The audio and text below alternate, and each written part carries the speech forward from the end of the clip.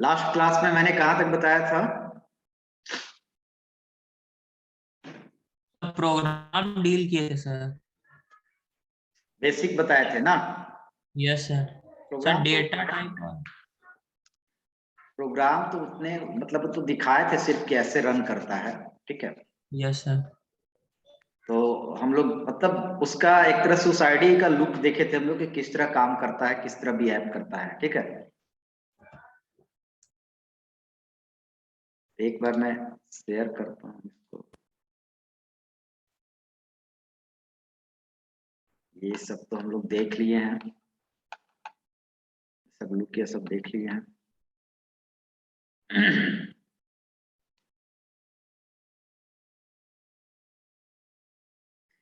Notes निकालते हैं हम लोग कहाँ तक पढ़े थे।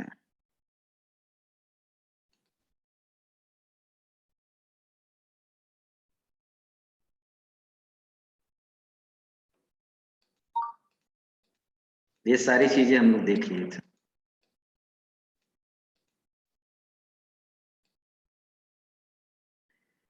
यहाँ तक हम लोग देख लिए थे कि प्रॉपर्टीज से हम लोग कैसे प्रॉपर्टीज को कैसे किसी भी कंट्रोल के प्रॉपर्टीज को कैसे एक्सेस करते हैं, क्योंकि हमने दिखाया था कि हर एक कंट्रोल का क्या होता है, प्रॉपर्टी होता है। ठीक है। तो प्रॉपर्टी को एक्सेस कैसे करते हैं ये चीज हमने देखा था।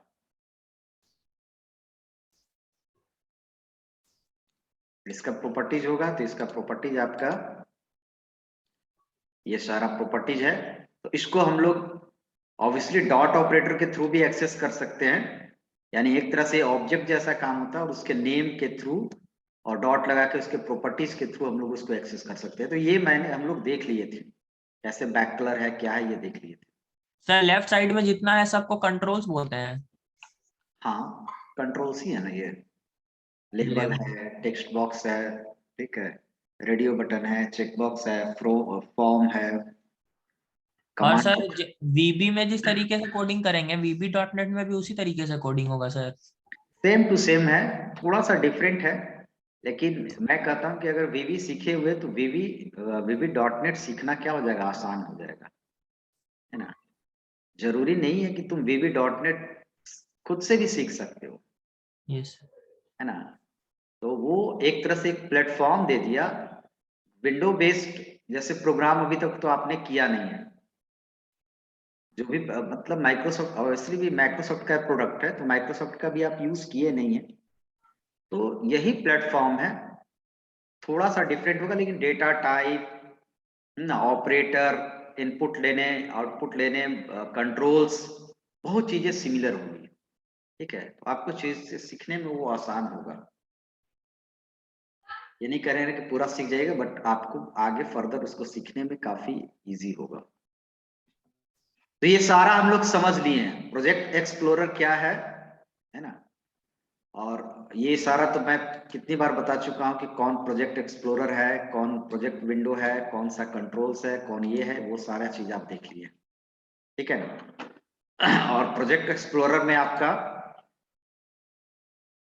ये देखिए, ये प्रोजेक्ट एक्सप्लोरर है जहां पर आपको इसमें 3 बटन होगा। आप डिजाइन विंडो पर जा सकते हैं, कोड विंडो पर जा सकते हैं, इसमें कोड विंडो हो गया।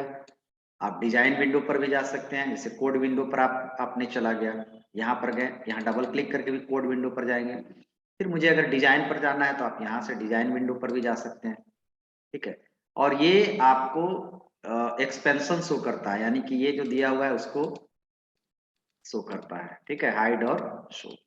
तो ये चीजें जान रहे हैं हम लोग के, इसमें ज्यादातर जरूरी पड़ेगा code window and design window. आप टोगल कर सकते हैं, टोगलिंग के लिए ये दिया हुआ है, ठीक है। तो ये सारा पढ़ लिए, इसमें ये भी बता दिए। उसके बाद है कोड, बट ये तो सारा लिखा हुआ है डिटेल्स, तो आप डिटेल्स को आप वो लिख लीजिएगा, उसमें आप लिखना चाहते हैं तो लिख सकते हैं, रखना चाहते हैं रख सकते हैं। फॉर्म लेआउट भी आप समझ गए। फॉर्म लेआउट में लेआउट बताएगा, जैसे ये जैसा है यहाँ पर उसी तरह आपको शो करेगा। ये देखिए उसी तरह शो करेगा। ये कैनवास एक तरह से हो गया, इस कैनवास पर ये फॉर्म है, तो वो लेआउट बताएगा आपको, करंट फॉर्म जो शो कर रहा है स्क्रीन पर, ठीक है। अब उसके बाद है रन कैसे कराते हैं, ये आपको बता दिए कैसे हम लोग रन कराते हैं। अब इसमें देखेंगे, यहाँ से हम लोग बेसिक चीजें देखेंगे, ऑपरेटर्स, वेरिएबल्स, डेटा टाइप्स, ये सारा चीजें देखेंगे। तो इसमें बहुत सारा सिमिलर आपको मिलेगा, किसके जैसा? सी के साथ नहीं नहीं, बेसिक के साथ, क्यू क्यू बेसिक। बेसिक जैसा, ठीक है, क्यू बेसिक जैसा ही मिलेगा। क्यू बेसिक जैसा इसमें विजुअल बेसिक में मिलेगा या फिर आपको .NET में मिलेगा। तो क्यू बेसिक आप पढ़े हुए हैं तो चीजों को समझने में आसान हो गया, ठीक है। तो ऑपरेटर्स इसमें कौन कौन है वो आप देख लेंगे। ऑपरेटर्स क्या है ये सारा आप जानते हैं, है ना। Operator is a symbol which perform operation on operands, ये सारा चीज आप पढ़ते आ रहे हैं फर्स्ट ईयर से ही, शुरुआत से ही। तो ऑपरेटर क्या है ये मैं दिखाता हूं, और ये है आपको 3 तरह के ऑपरेटर है, अर्थमेटिक, रिलेशनल, लॉजिकल, ठीक है। यहाँ पर ना तो आपको इंक्रीमेंट डिक्रीमेंट है और ना तो आपको बीट वाइज ऑपरेटर है, ठीक है। तो ये तीनों ऑपरेटर है, अर्थमेटिक, रिलेशनल और कंपैरिजन। अर्थमेटिक ऑपरेटर में आपको आ जाता है ये सारा ऑपरेशन, ये सारा आप क्यू बेसिक में पढ़े होंगे। Yes addition, subtraction, multiplication, division. Division में 2 तरह के डिवीजन है ना। ये डिवीजन है आपको फ्लोर डिवीजन भी कहते हैं, फ्लोर नॉट फ्लोर, यानी कि ये डिवीजन आपको सिर्फ और सिर्फ इंटीजर वैल्यू देगा। फ्लोर का मतलब ही होता है फ्रैक्शनल पार्ट को हटा देना, फ्रैक्शनल पार्ट को हटा देना। तो ये फ्लोर डिवीजन के लिए है, यानी कि अगर मैं करूं 5/2 तो ये आपको आउटपुट क्या देगा? 2 देगा सर। 2.5 क्या देगा? 2.5। और 5 बैकस्लैश अगर 2 दूं तो ये आउटपुट क्या देगा? 2 देगा इस बार। इसको हम लोग कहते हैं floor division, floor FOOR, floor division, ठीक है। फ्लोर मतलब इस वैल्यू को हटा देता है, फ्रैक्शन पार्ट को हटा देता है। तो ये आप जानते हैं, और ये इंटीजर ऑब्वियसली आपको एक्चुअल रिजल्ट देगा विद फ्रैक्शनल पार्ट देगा, ये जानते हैं। उसके बाद मैं अगर कहूं तो आपको, अगर मैं बोलूं कि 14/17, व्हाट इज द आउटपुट? 0। बाकी लोग बोलिए क्या आउटपुट होगा, 0 होगा कि नहीं? 0 होगा सर। 0 होगा सर। 0। एंड चलिए, तो ये आप समझ रहे हैं। बाकी सिंबल्स आप समझते हो, प्लस माइनस, जैसे आप मैथ में यूज करते हो उसी तरह यहाँ पर भी प्लस माइनस यूज होगा। अब अगला जो आता है हम लोग के पास ऑपरेटर, वो ऑपरेटर क्या है? मॉड। मोड है। तो मॉड का यूज होता है आपको रिमाइंडर के लिए। किसका यूज होता है? रिमाइंडर के लिए। लेकिन मोड में साइन थोड़ा डिफरेंट होता है। मोड में साइन डिपेंड करता है किस पर? लेफ्ट ऑपरेंड पर, ठीक है। अलग अलग जगहों पर अलग अलग बिहेव करता है। सी में कुछ और करता था, राइट पर शायद करता है, पाइथन में कुछ अलग तरीके से बिहेव करता है। तो यहाँ पर लेफ्ट ऑपरेंड पर करेगा। अगर मैं नॉर्मल बात करूं तो 15 मोड 4 आपका 3 आएगा, ठीक है। लेकिन अगर मैं यहाँ पर इस तरह कुछ करूं 4 mode 15, what is output? 4 sir. क्या आएगा? 4 सर। 4 आएगा सर। 4 सर। 4 आएगा। और -4 मोड 15 करूं तो सर अभी तो आप बोले राइट पे करता है ना, तो 4 ही आएगा। लेफ्ट पर, राइट पर बोला क्या? लेफ्ट पे तो -4 हो जाएगा तब। क्या होगा? मैं अभी भी चेक करना पड़ेगा, बहुत कंफ्यूजन हो जाता है। सी में कुछ और इसमें कुछ, मेरे ख्याल से मुझे याद है क्यू बेसिक में लेफ्ट पर करता है, यहाँ पर भी लेफ्ट ही करता है शायद। एक बार चेक हम लोग कर लेंगे, एक बार हम लोग इसको चेक कर लेते हैं अभी तुरंत। पहले चेक ही कर लेते हैं, उसके बाद आगे बढ़ते हैं। तो हम लोग अभी तुरंत कंसोल बना के चेक इसको करते हैं। और यहाँ हम लोग लिखेंगे, प्रिंट करते हैं, प्रिंट -4 मोड 15। इसको रन करते हैं। यहां से स्टार्ट पर जाके रन करेंगे। कमांड पर क्लिक इवेंट पर बनाए हैं इस कमांड के, -4 यानी लेफ्ट पर काम करता है, ठीक है। और अगर मैं यहां पर दूं तो भी आपको क्या आएगा? -4 ही आएगा, माइनस ही आएगा सर। और यहां से हटा देंगे तो एक बार चेक कर लेते हैं, तो फिर से 4 आना चाहिए, तो 4 आएगा, ठीक है। तो ये लेफ्ट पर काम करता है। चलिए ठीक है, चेक हो गया। अब आता है इसके बाद हम लोग को एक्सपोनेंशियल। तो एक्सपोनेंशियल के लिए हमारे पास कौन सा ऑपरेटर है? कैरेट। Caret operator. ठीक है, कैरेट का यूज एक्सपोनेंशियल पे होता है, ये आप जानते हैं, पावर के लिए यूज करते हैं। तो सेम टू सेम है, सारा ऑपरेटर आपका पड़ा हुआ है, तो इसमें कोई ज्यादा लॉजिक लगने की बात है नहीं। हम लोग आगे बढ़ते हैं। ठीक है, आगे हम लोग देखेंगे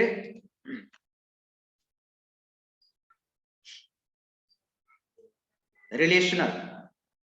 रिलेशनल में आपका सारा सेम है, क्यू बेसिक वाला ही, सिर्फ और सिर्फ नॉट के लिए हम लोग नॉट इक्वल टू के लिए दो ऑपरेटर यहां यूज होगा। ठीक है, एक आपका ये भी यूज कर सकते हैं और ये लेस भी देन use कर ग्रेटर देन। ठीक है, लेकिन इक्वल टू के लिए हम लोग सिंगल इक्वल टू यहां पर यूज करेंगे। क्या यूज करेंगे?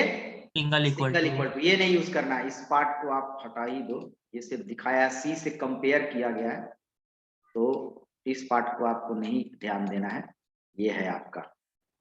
ठीक है, और सिंगल इक्वल टू यहां पर असाइनमेंट के लिए भी होगा और कंपेयर के लिए भी होगा। तो कंफ्यूजन नहीं रहना चाहिए, क्योंकि असाइनमेंट अगर कंपेयर करना होगा तो हम लोग ऑब्वियसली कंपेयर हमेशा इफ के अंदर करते हैं, बाकी जगह तो कंपेयर कर नहीं सकते हैं कंडीशन। असाइनिंग करेंगे सर अदरवाइज। तो अदरवाइज असाइनिंग में काम आ जाएगा, जहां पर मैं इस तरह इफ में काम करूंगा तो वहां पर कंपेयर के रूप में काम करेगा।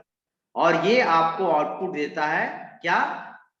ट्रू और बुलियन वैल्यू देता है सर। यानी कि बुलियन वैल्यू। जैसे सी में आपको देता है 0 और 1, यस सर। तो सी में इंटीजर वैल्यू देता था, बट यहां पर आपको बुलियन वैल्यू देगा, ट्रू और फॉल्स। तो ये भी हो गया एक, हम लोग चेक करके देख लेंगे। और उसके साथ साथ कंपैरिजन ऑपरेटर स्ट्रिंग वैल्यू पर भी काम करता है। ठीक है, स्ट्रिंग वैल्यू पर भी अगर मैं यहां पर दे दूं 15 ग्रेटर देन 4 ग्रेटर देन 1, तो ये आपको ट्रू देना चाहिए, ट्रू। सही है, तो इसके साथ साथ ये स्ट्रिंग वैल्यू पर भी कंपेयर करता है। तो स्ट्रिंग वैल्यू पर एक बार हम लोग चेक कर लेंगे। जैसे स्ट्रिंग अगर मैं दूं यहां पर a greater than b, is it right और रॉन्ग? ट्रू देगा या फॉल्स देगा? ट्रू देगा सर। फॉल्स ना? फॉल्स देगा अच्छा सर। ए ग्रेटर देन बी है सर, फॉल्स होगा आस्की सर। वैल्यू पर काम करेगा ना इंटरनली। ठीक है, यस सर। तो ये फॉल्स देना चाहिए। तो ये काम करता है, उसके साथ स्ट्रिंग पर भी काम करेगा। अगर मैं स्ट्रिंग यहां, अगर मैं यहां पर कैपिटल बी दे दूं तो क्या देगा? ट्रू देगा सर। Capital B. क्योंकि कैपिटल बी का आस्की वैल्यू स्मॉल ए से क्या हो जाएगा? छोटा हो जाएगा। तो ये सब कंपेयर आप कर सकते हैं, पहले से ही आप जानते हैं। ये ऑपरेटर आपको पढ़ा हुआ, जैसे अमित और अरित करूं तो कौन इसमें क्या देगा आउटपुट? ट्रू या फॉल्स? इसमें False अरित देगा। बड़ा है, क्योंकि दोनों अगर सेम है, सी में देखे होंगे तो दूसरे पर कंपेयर करेगा, दूसरे में ये बड़ा है तो ये फॉल्स आपको देगा। तो ये ऑपरेटर आपको न्यूमेरिक वैल्यू के साथ साथ स्ट्रिंग वैल्यू पर भी काम करता है। ठीक है, तो ये ऑपरेटर आप समझ रहे हैं, सारा ऑपरेटर। उसके बाद ये सारा दिया हुआ है, आप एक बार देख लेंगे। अपर केस क्या है, सारा दिया हुआ है एग्जांपल से। लॉजिकल ऑपरेटर आपका है एंड और नॉट। ठीक है, यहाँ एंड और नॉट हम लोग लिखते हैं, यहाँ पर सिंबल नहीं यूज करते हैं, एंड और नॉट। और एंड का मतलब आप जानते होंगे, एंड दोनों कंडीशन और ट्रू होगा तब ट्रू एक देगा। से ज्यादा कंडीशन पर वर्क करता है, और एंड को ट्रू होने के लिए सारा कंडीशन को ट्रू होना चाहिए, तभी ये ट्रू देगा, अदरवाइज फॉल्स। और सारा कंडीशन फॉल्स होने पर फॉल्स देता है, अदरवाइज ट्रू देता है। यानी सारा कंडीशन फॉल्स होगा तभी फॉल्स होगा, अदरवाइज ट्रू। दैट मींस एक भी कंडीशन ट्रू होगा तो ट्रू देगा। और ये निगेशन के लिए यूज होता है, यानी फॉल्स को ट्रू और ट्रू को क्या करेगा? फॉल्स करेगा। तो ये सारा ऑपरेटर आपको पढ़ा हुआ है, इसलिए इस पे हम लोग ज्यादा दिमाग नहीं लगाएंगे। ऑपरेटर आपको ये देख लेंगे, है ना, वो सारा अपने वैल्यू पर है, वैल्यू पर आप निकाल सकते हैं, और नॉट। ठीक है, तो ये हो गया एक। इसमें ऑपरेटर है आपको, जैसे मैं बता दूं कि प्लस ऑपरेटर जो यहां है, वो प्लस ऑपरेटर आपको सिंपली एडिशन भी परफॉर्म करता है और कॉन्केटिनेशन भी परफॉर्म करता है। कॉन्केटिनेशन। ठीक है, तो ये एडिशन कब परफॉर्म करता है? जब दोनों जब दोनों ऑपरेंड्स इसका न्यूमेरिक टाइप के न्यूमेरिक टाइप होते, ओके। और स्ट्रिंग सॉरी कॉन्केटनेशन कब परफॉर्म करता है? दोनों जब स्ट्रिंग हो दोनों सर। ऑपरेंड आपका स्ट्रिंग हो, दोनों होना चाहिए, ठीक है, तब ये आपको कॉन्केटनेशन परफॉर्म करेगा। ये हो गया। और एक और ऑपरेटर है यहां पर आपको यूज होता है एंड। क्या यूज होता है? एंड भी कॉन्केटनेशन परफॉर्म करता है। और जनरली एंड का यूज हम लोग आउटपुट के साथ लगाते हैं। कब लगाते हैं? आउटपुट के साथ। जैसे आउटपुट में आप अदर अलग स्ट्रिंग को और वेरिएबल को कॉन्केटनेट करना होता है जब आप प्रिंट कराते हो, तो वहां पर आप एंड भी लगा सकते हैं। और एंड कॉन्केटनेशन कब करता है? जब दो ऑपरेंड में से एक ऑपरेंड एटलीस्ट क्या होना चाहिए? स्ट्रिंग। तो एंड भी यहां पर परफॉर्म करता है। मैं इसको दिखा दे रहा हूं कब इसकी जरूरत पड़ेगी, ठीक है। जैसे यहां पर मैं प्रिंट करा रहा हूं कि आपको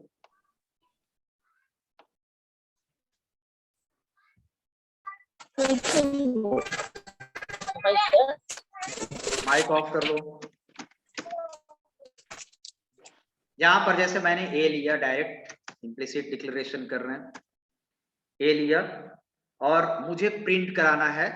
प्रिंट भी दे सकते हो और मैसेज एमएसजी बॉक्स भी दे सकते हो, value of A equals to. तो यहां पर आप कॉन्केटनेशन करने के लिए क्या दे सकते हो? ए एम्परसेंड, ठीक है। तो ये कॉन्केटनेशन हो रहा है स्ट्रिंग को इंटीजर के साथ। यहां पर प्लस आपको नहीं देना है, ठीक है। तो ये आप इस तरह से वैल्यू दे सकते हैं, value of A equals to 10। लेकिन आप क्यू बेसिक पे देखते होंगे कि मैसेज अगर प्रिंट के थ्रू प्रिंट करा रहे हैं तो आप कॉमा भी दे देते हैं तो चल जाता है। तो यहां पर आप कॉमा का भी यूज कर सकते हैं तो भी आपको चलेगा। कॉमा देते हैं या फिर सेमी कॉलन भी देते हैं, यानी कि प्रिंट के साथ कॉमा, सेमी कॉलन और एंड तीनों यूज कर सकते हैं सेपरेशन के लिए। इंटीजर स्ट्रिंग इंटीजर, इसको सेपरेशन के लिए तो कॉमा भी काम करेगा। लेकिन कॉमा में थोड़ा आउटपुट थोड़ा दूर देता है, यानी टैब स्पेस छोड़ता है बाय डिफॉल्ट। तो आप उसके जगह पर क्या यूज कर सकते हो? सेमी कॉलन भी यूज कर सकते हो। तो यहां पर कॉन्केटनेशन के लिए आपका सेपरेशन के लिए कॉमा भी यूज होगा, सेमी कॉलन भी यूज होगा और एंड भी यूज होगा। Standard and. अब एंड क्यों है? तो अभी आपको बताया थे कि आप प्रिंट से जो आउटपुट देते हो वो आउटपुट फॉर्म विंडो पर आता है, लेकिन एक आपको छोटा सा डायलॉग बॉक्स में भी आउटपुट भेजते हो, एमएसजी बॉक्स, ठीक है ना। और एमएसजी बॉक्स से आपको एक डायलॉग बॉक्स खुलता है और यहां पर आपको सिर्फ क्या यूज होगा? एंड यूज होगा। यहां पर कॉमा वामा नहीं होगा। तो यहां पर जैसे मैं प्रिंट कराना चाहता हूं value of A equals to, तो यहां पर कॉन्केटनेशन के लिए आप एंड यूज करेंगे और ए, ठीक है, इस तरह से। एमएसजी बॉक्स का मतलब सर? एमएसजी बॉक्स तो बताया था ना एक दिन, शुरुआत दिन ही। तो मैसेज बॉक्स तो है सर, तो ऐसे तो शॉर्ट फॉर्म मतलब क्या क्या आएगा सर? वो कैसे पता चलेगा कि किसका नाम क्या है? मतलब यहाँ पे तो मैसेज बॉक्स को सर एमएसजी बॉक्स लिख रहे हैं, तो इसका नाम कैसे पता चलेगा सर कंपोनेंट्स का कि क्या है? कंपोनेंट्स, एक एक कंपोनेंट्स हम लोग बाद में पढ़ेंगे ना एक एक करके, है ना। Okay sir. और एमएसजी बॉक्स, इसको क्या लॉजिक लगाना है याद करने में? एमएसजी बॉक्स है मैसेज को प्रिंट कराने के लिए। ये तो अगर नहीं पढ़ेंगे तो समझिए कि मैसेज प्रिंट करने के लिए हम लोग क्या यूज करते हैं। हालांकि बाद में ये नोट्स में है एमएसजी बॉक्स के बारे में पूरा डिटेल्स, लेकिन अभी इसको ऐसे क्यों है कि लग रहा है कि मैसेज बॉक्स होगा तो शॉर्टकट एमएसजी बॉक्स होगा। वो प्रैक्टिस करेंगे, बनाएंगे तो अपने दिमाग में आ जाएगा। तो सबका अलग अलग होता है ना लैंग्वेज का, वो तो आपको देखना पड़ेगा, प्रैक्टिस याद होगा। इसमें बॉदर होने की जरूरत क्या है कि उसको हमको याद करना होगा मैसेज बॉक्स। एमएसजी बॉक्स हम इसके पहले आपको दिखाए थे कि दो तरह से आप आउटपुट कर सकते हैं। यस एक सर। तो आप स्क्रीन पर दे सकते हैं, स्क्रीन दैट मीन्स आप फॉर्म के विंडो पर डायरेक्टली दे सकते हैं, उसके लिए प्रिंट यूज करेंगे। उसके लिए आपको डायलॉग बॉक्स भी एक होता है जिसका है एमएसजी बॉक्स। अब इसको याद कर लेना है एमएसजी बॉक्स। याद कोई लगातार कोई चीजें नहीं होती है। आप दिमाग में सोचेंगे कोई चीज याद होता है, तो ऐसा कुछ नहीं होता है। आप इसको 1 महीने छोड़ देंगे पूरा दिमाग से भूल निकल जाएगा। लेकिन कहीं ना कहीं अगर आप पढ़े हुए हैं कोई चीज, तो आपको जरा सा एक बार देख लेने के बाद फिर वो दिमाग में आ जाता है कि चलो ये होता था इसमें। तो वो तो कंफ्यूजन हमेशा सबको रहता है। 1 मिनट रुकेंगे, कॉल आ रहा है।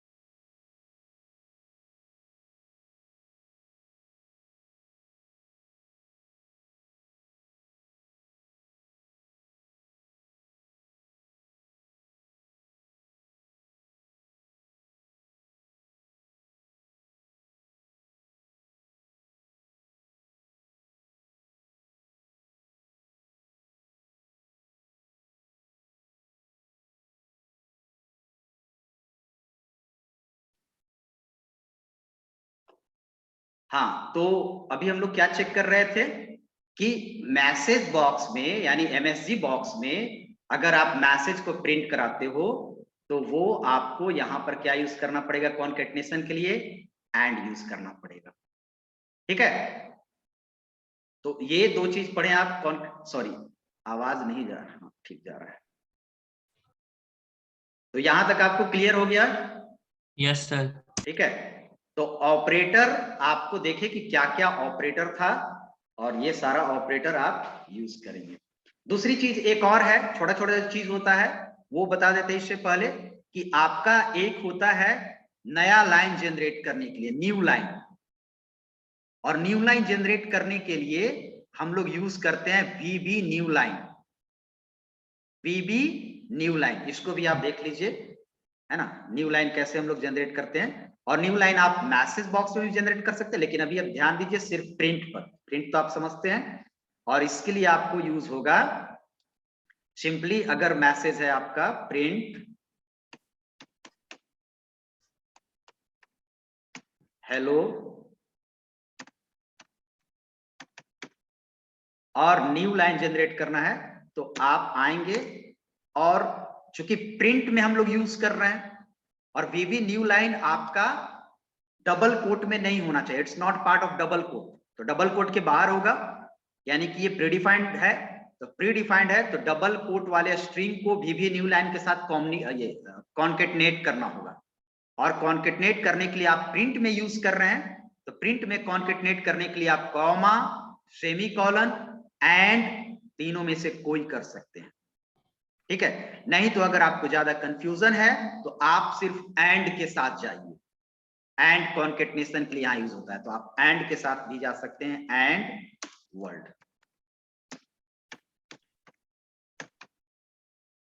अब इसमें याद हो गया कि न्यू लाइन के लिए हम लोग क्या यूज करते हैं। तो ये आप देखिए, ओके बीबी, अच्छा न्यू लाइन तो दिए ही नहीं, बीबी न्यू लाइन, ठीक है। तो ये आ गया, अब इस तरह आपको देखिए, ठीक है। और न्यू लाइन जनरेट आपका एमएसजी बॉक्स में भी करेगा, मैसेज बॉक्स में भी करेगा, बट अंतर यह क्या है कि मैसेज बॉक्स में आपको सेपरेशन के लिए आपको एंड देना होगा। तो VB new line is used to generate new line in VB code. समझ में आ गया? Yes sir. अब आते हैं डेटा टाइप में।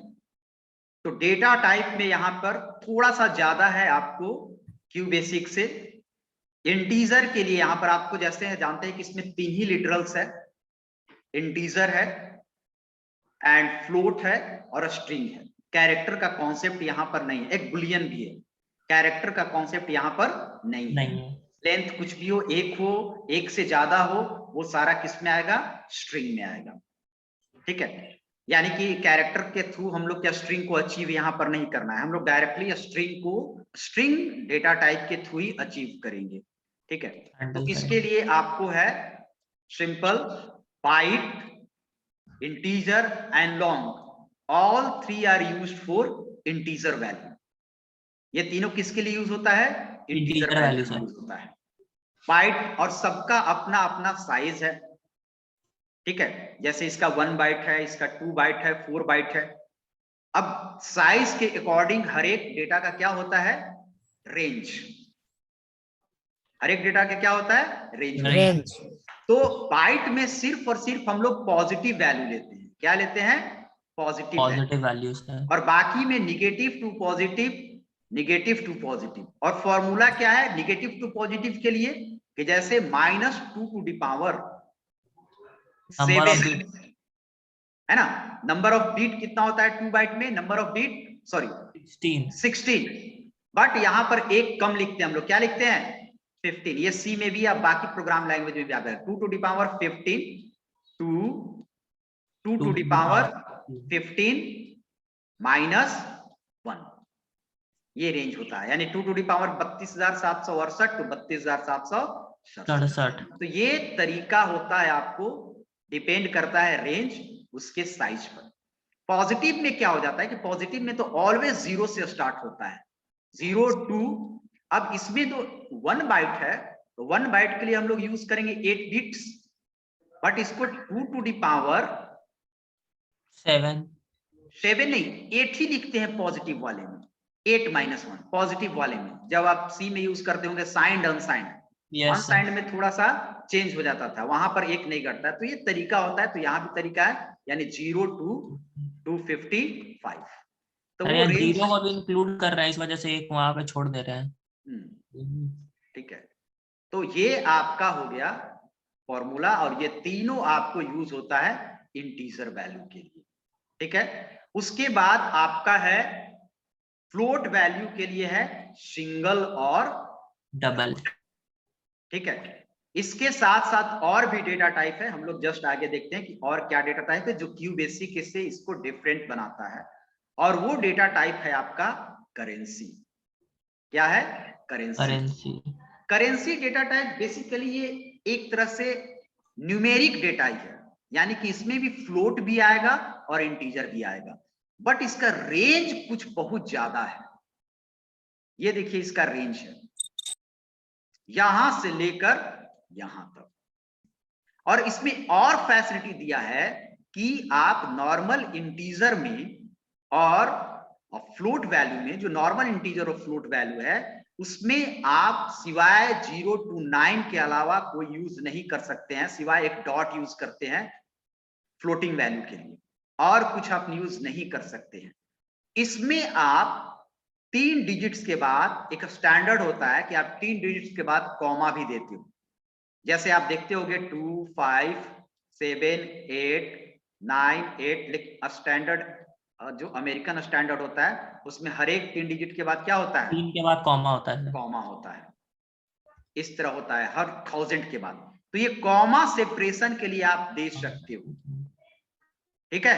ये आपको करेंसी में आएगा, और करेंसी में डॉट के बाद मैक्सिमम 4 डिजिट आप ले सकते हो, फ्लोटिंग पॉइंट, है ना। तो ये आपका करेंसी में आ जाएगा। क्लियर है? एक्स्ट्रा हो गया, सिर्फ इसमें एक्स्ट्रा हो गया कि आपको कॉमा यूज कर सकते हो और पॉइंट के बाद, और ये लॉन्ग वैल्यू के लिए जब आपको बहुत बड़ा नंबर है, रेंज इसका ज्यादा है, तो उसके लिए हम लोग करेंसी यूज कर सकते हो। आप करेंसी के लिए इंटीजर फ्लोट भी यूज कर सकते हो, बट उसमें लिमिटेशंस है कि आप कॉमा यूज नहीं कर सकते हो। तो ये हो गया करेंसी, और इसकी 8 बाइट साइज है। इंटरनली ये आपको इंटीजर और फ्लोट जैसा ही ट्रीट करेगा, सारा मैथमेटिकल ऑपरेशन भी इस पे परफॉर्म होगा जो इंटीजर और फ्लोट पर होता है, ठीक है। उसके बाद सबसे बड़ा इसमें है डेसिमल, जो आपको इंटीजर टाइप के वैल्यू को प्रोड्यूस करेगा। डेसिमल, इसकी साइज सबसे ज्यादा है 14 बाइट। तो जिसकी साइज ज्यादा होगा ऑब्वियसली उसका रेंज क्या होगा? बहुत ज्यादा होगा। तो Yes, इससे sir. भी ज्यादा रेंज होगा। बाकी आप रेंज आप निकालते ही रहिएगा, कि फॉर्मूला आपको बता दिए, तो फॉर्मूला से हो गया। अगला है बुलियन। बुलियन में सिर्फ 2 ही चीजें आएंगी, ये 2 बाइट जगह लेता है, और इसमें 2 ही फिक्स वैल्यू है, ट्रू और फॉल्स। इसके अलावा और इसमें कोई चीज वैल्यू आता नहीं है। और ऑब्वियसली ये केस सेंसिटिव है, तो आपको ट्रू कैपिटल हो या स्मॉल हो उससे कोई फर्क नहीं पड़ता है। इसमें एक और है डेट। डेट टाइप में 8 बाइट जगह लेगा, लेकिन डेट टाइप का इसका फिक्स है, यानी कि इसका आपका फॉर्मेट है वो फिक्स है। फॉर्मेट फिक्स कैसे है? तो इसमें आप लोगे dd /mm /y /4 time y, yes sir. ठीक है। और इसमें आपका रेंज भी फिक्स है, कहां से कहां तक, ये भी फिक्स है। यानी कि ये फिक्स होता है 100 से, ठीक है। 100 से पहले का डेट ये स्पेसिफाई नहीं करेगा। बहुत ज्यादा है हम लोग के 100, वो एक बहुत है। पहली शताब्दी हो गया, उसके बाद बहुत सारा है, और लास्ट है 31, है ना। 31 12 9999, काफी रेंज है। हम लोग कोई भी डीओबी या किसी भी तरह के बनाएंगे तो बहुत ज्यादा रेंज है, यानी इतना पहले से फिक्स है। इसी रेंज में आपको डेट की वैल्यू लेना है, कोई दिक्कत नहीं है। फॉर्मेट यही होना चाहिए, डेट अगर ले रहे हैं तो फॉर्मेट यही होना चाहिए। अगर आपको अपने फॉर्मेट में डेट लेना है तो आप फिर उसको किस तरह के बनाओगे? स्ट्रिंग। क्या बनाओगे? स्ट्रिंग। क्योंकि अगर कोई चाहेगा कि मैं यहां पर डैश लूं, हाइफन लूं, या फिर कॉलन लूं, है ना। कॉलन तो जनरली टाइम में यूज होता है, तो उसके लिए आपको फिर स्ट्रिंग बनाना पड़ेगा। और जब स्ट्रिंग, तो फायदा उससे ये फायदा होगा स्ट्रिंग से कि आपका, आप अपने हिसाब से डेट को ले सकते हो, बट वो टाइप स्ट्रिंग हो गया, उस पर आप मैथमेटिकल ऑपरेशन परफॉर्म नहीं कर सकता है। और डेट के साथ फायदा ये है कि आप मैथमेटिकल ऑपरेशन परफॉर्म कर सकते हो, ठीक है। तो ये डेट में हो गया। ऑब्जेक्ट टाइप आप जानते हो, तो ऑब्जेक्ट टाइप तो ये जितना भी आप बना रहे हो, ये सारा इसमें आप देख रहे हो, ये सारा चीजें आपको ऑब्जेक्ट है। जैसे हम लोग यूज करते हैं, पिछले क्लास में यूज किया था इसके कोडिंग के लिए, कि इसका कलर हमको चेंज करना है, तो हम लोग लिख सकते हैं form1, फॉर्म का नाम form1 है, form1 डॉट कलर। तो form1 यहाँ पर क्या है? Object sir. और कलर इसका क्या है? प्रॉपर्टी। कलर इसका क्या है? Property sir. ऑब्जेक्ट के प्रॉपर्टीज है। और इक्वल्स टू आप ये बताएंगे कलर नाम लेना, अभी तो आ जा रहा है बीच में, तो ये सब चीजें आ जा रही है। वीवी रेड होता है, ये कैसे कलर हम लोग देते हैं, तो ये हो गया। तो इस तरह से ऑब्जेक्ट आप बना सकते हो। कहीं एरर दे रहा है, और शायद form1 में कहीं पर एरर दे रहा है क्या? form1 डॉट कलर, एक मिनट। मिनट।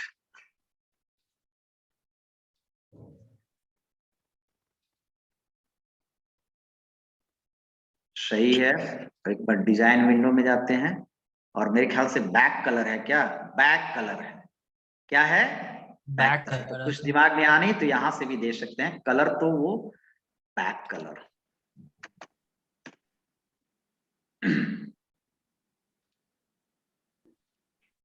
ठीक है, तो ये हो गया आपको ऑब्जेक्ट। बताया था कि बीबी ऑब्जेक्ट बेस्ड है, ऑब्जेक्ट ओरिएंटेड नहीं है, यानी कि ऑब्जेक्ट की प्रोविजन इसमें दिया हुआ है, ऑब्जेक्ट के थ्रू ही उसके हम लोग जितना भी कंट्रोल से वो ऑब्जेक्ट जैसा ट्रीट करता है और उसको हम लोग एक्सेस करते हैं, उसके मेंबर्स को, उसके प्रॉपर्टीज को।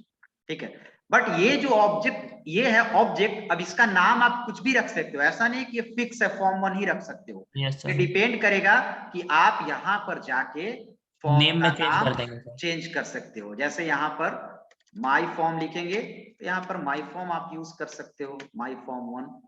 तो आप इस तरह से इसका नाम चेंज कर सकते हो। और यहाँ पर आप कोड सेक्शन में जाओगे और यहाँ पर फॉर्म 1 की जगह पर माई फॉर्म 1 कर सकते हो।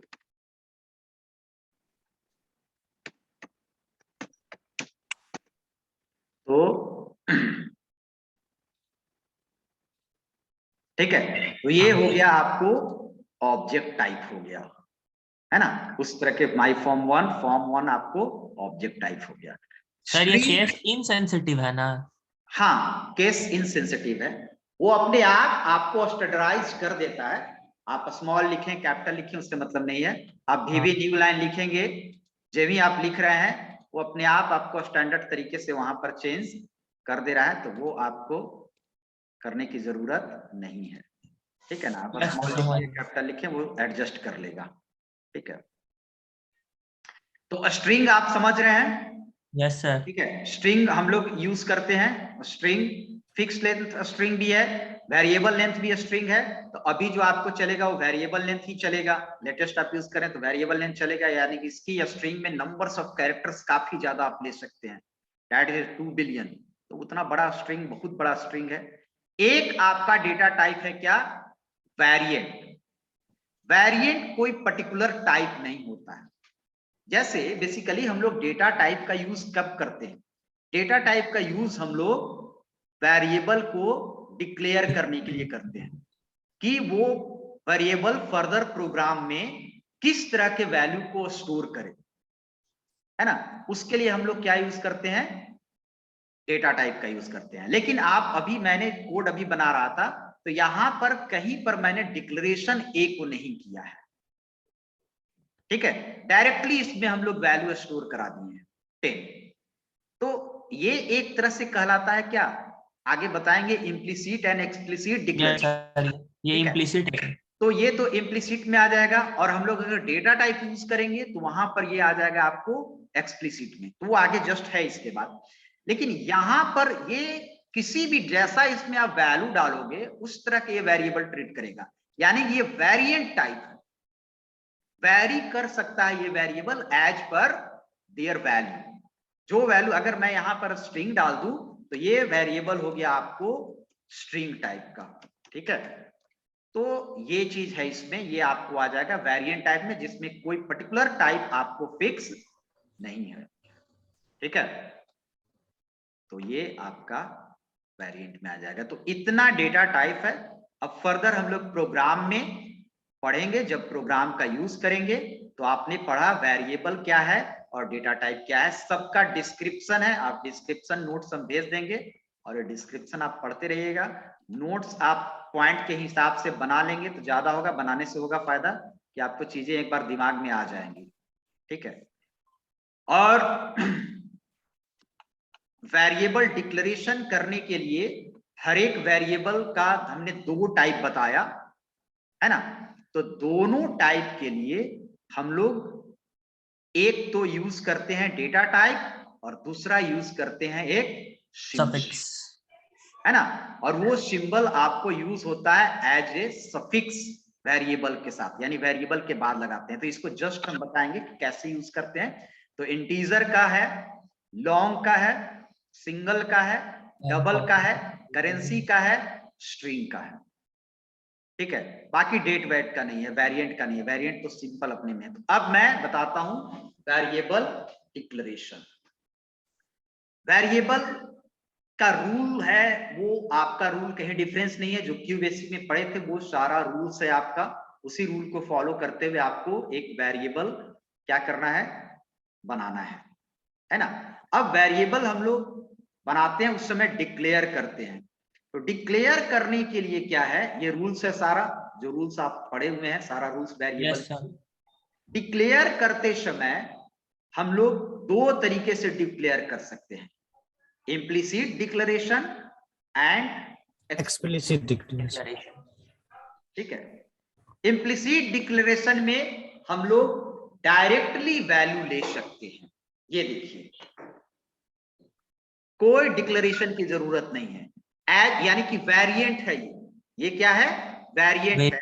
एज पर देयर वैल्यू ये वेरिएबल ट्रीट करेगा। str यहां पर ट्रीट कर रहा है आपको वेलकम, है ना, वेलकम इन बीबी, आपको str रखा है, str को प्रिंट करेंगे।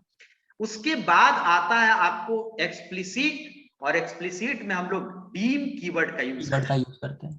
किसका यूज करते हैं, डीम कीवर्ड सर। ठीक है, डीम स्टैंड्स फॉर डायमेंशन, तो दैट इज सिंटेक्स, ये इसका क्या है, सिंटेक्स है। ठीक है, समझ रहे हैं ना चीजों को, Yes, sir. फास्ट जा रहा है, नो क्योंकि सर। आपका ये चीजें पढ़ा हुआ है, तो आप बोल Yes, दीजिए sir. और एक प्रोग्राम बनाइए तो मैं रुक जाऊंगा, क्योंकि इसलिए कि फास्ट जा रहा है कि ये चीजें आप पढ़े हुए हैं, सारा नोट्स भी आपको मैं प्रोवाइड कर रहा हूँ जिससे आप पढ़ सकते हैं। नहीं तो अगर कहीं पर कोई दिक्कत होगा तो आप पूछ लेंगे कि सर इसको डिक्लेयर करके दिखाइए, है ना।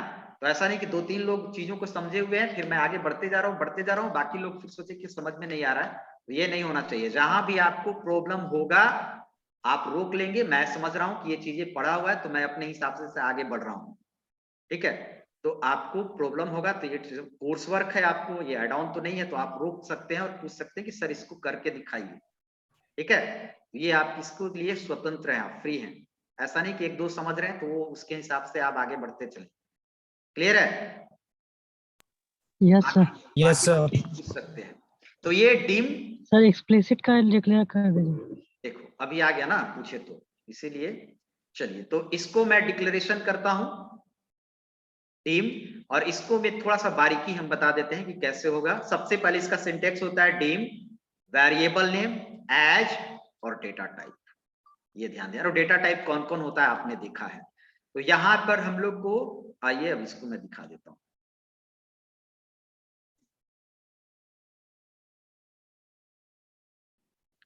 इसी में हम लोग बनाते हैं, हमारे पास बना हुआ, हम लोग फ्रेश इसको करते हैं और dim as integer, as per syntax dim variable name as data type, ठीक है। ये हो गया। आप दो वेरिएबल लेना है, dim a as integer, sorry B यहां पर कर देते हैं, बी एज इंटीजर, ठीक है। और हम लोग लिख सकते हैं डिम सी एज इंटीजर। एक बार में एक ही वेरिएबल को डिक्लेयर करेंगे उसको सर। भी कर सकते हैं, शॉर्ट भी कर सकते हैं, उसको भी कर देंगे, ठीक है। पहले समझने दीजिए इसको। अब इसमें हम लोग डायरेक्ट इनिशियलाइज कर सकते हैं, तो direct dim a as integer में यहां पर इनिशियलाइज नहीं कर सकते हैं कि यहीं पर ए इक्वल टू लिख दें, ये नहीं होगा। आपको इनिशियलाइज करना है, बाद में करें 10 b 20 and c equal to a plus b। Message को आपको प्रिंट कराना है तो प्रिंट के साथ भी करें या एमएसजी बॉक्स की यूज करें, डायलॉग बॉक्स आएगा, है ना, एडिशन इक्वल टू, कॉमा भी दे सकते हैं, एम्परसेंड की आदत डालना है आपको, एम्परसेंड सी, एडजस्ट भी अपने आप आपको कर लेगा। तो ये आपका डिक्लेरेशन हो गया, जहां पर आप डिम के थ्रू एक्सप्लिसिट डिक्लेरेशन कर रहे हैं।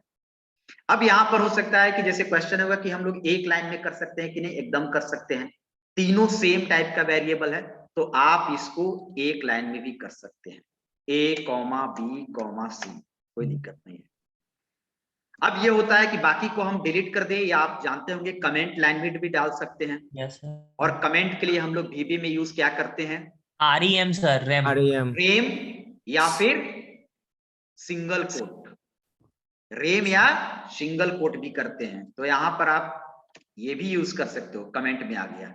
या फिर आप REM भी यूज कर सकते हो, रिमार्क। और रिमार्क जब यूज करोगे तो उस पूरे स्टेटमेंट को किसमें डालना पड़ेगा?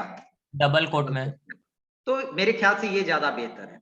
हाँ, पहले वाला ज्यादा सही ठीक है है, सर। तो ये हो गया आपको कमेंट लाइन एडिशन, तो ये भी कर सकते हैं। हाँ, अगर मेरे को ये करना है कि चौथा वेरिएबल अगर आपको लेना है दूसरे टाइप का, डी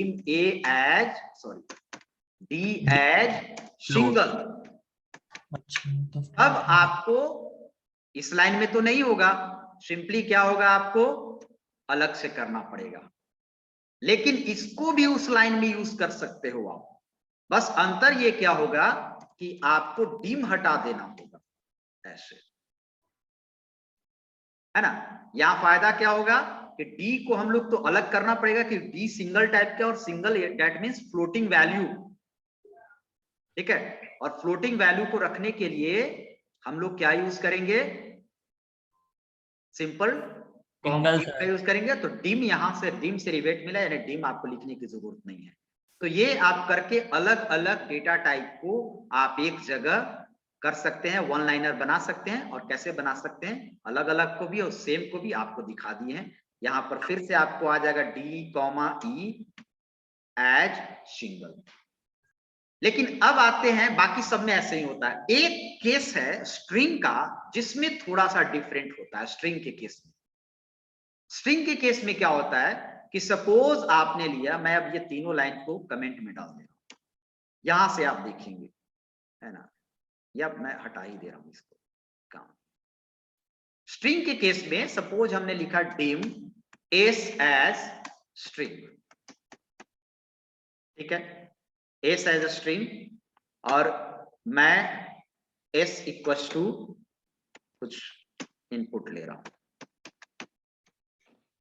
ठीक है, और एस को मैं प्रिंट कर रहा हूं, print my college name is और उसको कॉन्केटनेट कर रहा हूं एम्परसेंड एस, ठीक है। इसको मैं रन करा रहा हूं, इसको इस क्लिक इवेंट पर है, क्लिक करेंगे आपको आउटपुट आएगा। देखिए इसी इवेंट पर प्रोग्राम कर रहे हैं ना, इवेंट ड्रिवन प्रोग्राम यही है कि हम लोग कोई भी प्रोग्राम कर रहे हैं तो एक पर्टिकुलर इवेंट पर कर रहे हैं, इसके क्लिक इवेंट पर, ठीक है। और यहाँ प्राइवेट के जगह पर पब्लिक भी लिख सकते हैं, अभी बाद में बताएंगे प्राइवेट और पब्लिक में क्या डिफरेंस है, फंक्शन प्रोसीजर मॉड्यूल पढ़ेंगे। तो ये आपका हो गया। अब आप सपोज आपको लेना है दो स्ट्रिंग S1 और S2, तो दो स्ट्रिंग जब सेम टाइप के दोनों डेटा है तो आप ऐसे भी कर सकते हो S1, S2 एज स्ट्रिंग, और यहां पर मैं एक इमेज ले रहा हूं और S1 में और S2 में मैं ले रहा हूं कॉलेज, और यहां पर मैं S1 एंड भी यूज कर, एंड ही यूज कीजिए, एंड ही यूज कीजिए S2, ठीक है। अब यहां पर देखिए क्या प्रॉब्लम आएगा, सिमेज कॉलेज, यानी कि यहां पर सिमेज कॉलेज ले रहा है, नहीं प्रॉब्लम दे रहा है, क्यों बेसिक जैसा प्रॉब्लम नहीं है, इसमें ले लेता है। तो उसकी बात चर्चा करना ही बेईमानी है। जब वो सिमेज के बाद स्पेस चाहिए तब क्या करेंगे? तो स्पेस डाल दो ना, यहाँ वहां पर डालना पड़ेगा, यहाँ कोई उपाय नहीं है सर? तो यहाँ पर उपाय है, तो डबल कोट में स्पेस डालो, space is also a character string. हाँ, फिर उसको कॉन्कैटिनेट करना पड़ेगा, उसको फिर कॉन्कैटिनेट करना पड़ेगा, S1 डालो, S1 के बाद फिर आप स्पेस डालो, है ना, स्पेस के बाद फिर आप क्या करो, कॉन्कैटिनेट करो। तो ये तो सिंपल है ये चीज। तो इस तरह से आपको ये हो जाएगा एक्सप्लिसिट वेरिएबल डिक्लेरेशन, ठीक है। तो दूसरा चीज आता है आपको, अगला वो आता है सफिक्स लगा के। क्या आता है? सफिक्स लगा के सर, ठीक है। और सफिक्स लगा के भी आप कर सकते हैं, वो आपके ऊपर है ना, वो आपके ऊपर है। सफिक्स अगर लगाना है तो विदाउट सफिक्स के अगर हो जाता है तो मुझे सफिक्स लगाने से कोई फायदा नहीं दिख रहा है। आपको सिंपली अगर मुझे a इक्वल टू 10 हो जा रहा है तो मैं क्यों इसको इस तरह करूंगा, a% 10, ऐसे भी जान रहे हैं A% से ये तय हो गया कि A% Integer integer type type का है, इंटीजर टाइप के रख लेंगे। ऐसे भी तो ये बिहेव कर रहा है, तो हम लोग इसको फॉलो करेंगे, उसको कोई फॉलो नहीं करता है। क्यू बेसिक तक क्यों सीमित था, उसके बाद फॉलो करना कोई जरूरी नहीं है। इसमें तो और ड्रॉबैक ये है कि अब A% आप लिख लिए तो हर बार आपको क्या यूज करना पड़ेगा, A% एक्सेस करने के लिए। A% ही यूज करना पड़ेगा, तो ये एक ड्रॉबैक है, तो इसको आप यूज नहीं करेंगे, ये चीज है। आपको क्लियर है? यस और सर। लास्ट आपको एक और बताते हैं, इसमें एक चीज आता है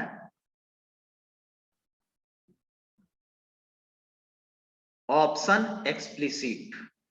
ठीक है, जब आप ऑप्शन एक्सप्लिसिट कर देते हैं ये, तो आपको हर हाल में वेरिएबल को डीम कीवर्ड्स के थ्रू डिफाइन करना होगा। ठीक है, तो यहां पर देखिए, अगर आप चाहेंगे ऑप्शन एक्सप्लिसिट कर दिए हैं, और अगर आप ये लिखेंगे str equals to welcome to COC, जो भी है COC कॉलेज ऑफ कॉमर्स का ये पढ़ाया हुआ है, तो उस पर नहीं जाना है। प्रिंट str, और यहां पर फिर हम लोग एरर जनरेट करेगा।